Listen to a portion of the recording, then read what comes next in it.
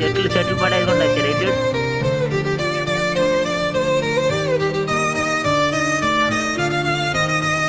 పండు రిస్క్ రా, ఈ పైకి పట్టేద్దంటే నా పైన అంత గ్యాప్ లేదు. మా ఇటు వచ్చేసి నువ్వు ఈ సైడ్ నుంచి రా, ఇటు వంపితే వెళ్ళిపోతే ఏమవుదో. అటు తిప్పి హ్యాండిల్ అటు తిప్పరా నువ్వు పండు, అదేం సరిపోట్లేదు.